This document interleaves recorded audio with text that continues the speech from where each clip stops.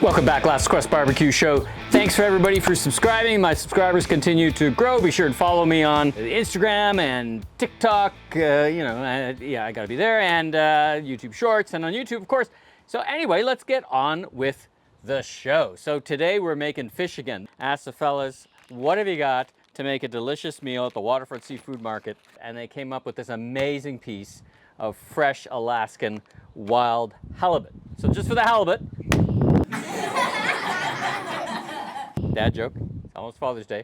We are going to make a delicious halibut seared in the Lodge cast iron on the barbecue. We're going to make alongside of it in the ensemble cookware a nice Buerre Blanc. And on top of the salmon, we're going to use, thanks to my friends at All Barbecue Canada, brand new from Cattleman's Grill, Provision. There it is right there, fish. Without further ado, let's get going. All right, first things first, let's get this halibut treated up. We got a big, huge piece of delicious halibut from Waterfront Seafood Market. Let's open it up and take a look. Just picked it up this afternoon. You know, no joke, smells like, smells like the ocean. Smells like fish should. That's fresh coming out of the ocean. Beautiful piece. Let's get that out of here. Delicious. So I'm making this for us tonight and making some for my mom as well. So this is kind of a two-part.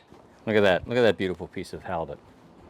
All right, so I don't want any skin on it, so we're actually going to take off this skin. Now, I've seen some fun stuff. I got my super knife, Dalestrom knife here, which I've used before. So we're going to do a little bit of knife work, actually. We'll get that knife right under there, get it started. There we go. And kind of just like you would if you were peeling back from some ribs, just pull and slice. Now you need a good sharp knife, obviously, which certainly this Dalestrom is.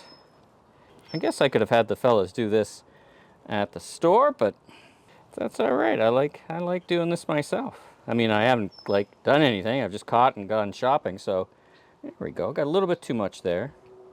Coming down a little bit. So let's angle that knife up a bit more. And there we go. So it took a little bit out in the center, a little too much, but overall, not too bad. Got a nice piece. Oh, let's get this piece out here. So don't be afraid to cut the skin off. And so first I'm just gonna put a little S&P on. That'll help dry it out. And then this Cattleman's Provision. Thank you, All Barbecue Canada. All right, mic issues in this episode. You can't see, there's no lights in the mic. I don't know when it's not working. Anyway, obviously here, I'm seasoning up this beautiful piece of fish after mangling a little bit, taking the skin off. I think I did a pretty good job with the Provision, so I'm portioning it out here. Some is for our family, and then some I'm going to give to my mom, cooking that separately. So that's what I'm doing here. I'm just covering it up and thinking about how much I need for what we're doing with a little bit of S&P on the other side as well, and then a little more of the Provisions on it. There we go. There it is, presented and ready to go. Thumbs up. And now I'm going to start making the Buerre Blanc, which starts with a wine. That Tall Horses, by the way, delicious wine, $10 from LCBO. Drinks like a $25 wine. The recipe, as written, calls for 1 cup. I'm doing 2 because I like a lot of sauce. The only problem was I should have put it on the boil faster. Now, I'll get to that later. Here's some shallots, finely cut shallots I put in. So you get some wine and some finely cut shallots. Give it a good mix, and I should have put it on the side burner right away. So I realized that and make that mistake and then move it over now to the side burner. All right, so while our initial mixture is boiling, we've got a few things to do. We're letting it boil down a much thicker consistency. So probably about 10 minutes on the boil. I've got it over on the side burner. I'm going to start the fish. Beautiful. It's already just drawing some moisture out. Amazing. So we're going to put this presentation side down into the Lodge cast iron and basically leave it alone.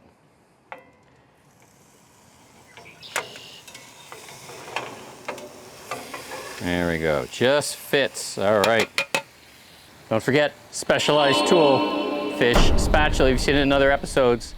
I don't know how I cook fish without the fish spatula before, but there you go. You know, we're just going to watch this cook over time, but it's a big piece of fish. And again, the microphone cuts out pretty much for the rest of the episode. So a big piece of fish. The meter is very helpful. Oh, St. Brigids. So I met these guys in Montreal, and they make a fantastic bespoke butter. It is from the Jersey cow, so a little more fat, way more creamier. As you can see, grass-fed and all that great stuff.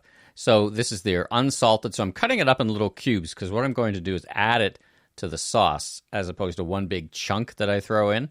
That is some grass-fed 50-50 milk and cream. So it's a 50-50, not a heavy cream. You could substitute like a 35% cream if you like yours a little creamier. I should have had the ensemble handle there, but I didn't have it handy.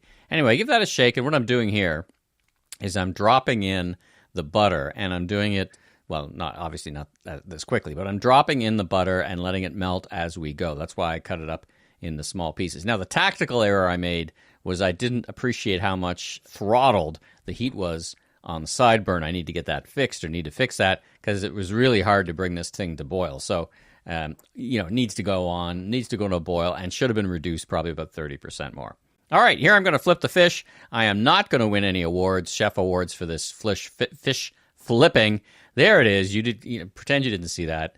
There it is. I was just trying to push it back all together to make it look like it was good, but I really could have done a better job flipping that fish. But anyway, it didn't really impact. Now I'm testing the fish at different levels here. As you can see, it's 100. It's about 100 degrees in the center. So we're in great shape. A little hotter at the top where, of course, it just came off the pan. And it's been on there a while. It's a big piece of fish. All right, so in addition to the wonderful butter, we put in some lemon. Thank you, Contro, for the free lemon squeezer thingy that came with the last bottle I bought. And there's a mixture of thyme, some fresh chives that I've cut from the garden, mixing that in together. Now, there's a bunch of ways to make a Buerre Blanc sauce. There's some salt and pepper.